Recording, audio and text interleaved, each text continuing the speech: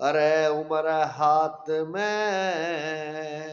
कोई ना होती, यू धीरे धीरे फिसले से अंत काल में जाकर भैया प्राण सभी के निकले से। जीव एक दो साल का बालक होवे तो किलकारी मारे के बोले से 4-5 साल का बालक यूं ही घरा में डोले से।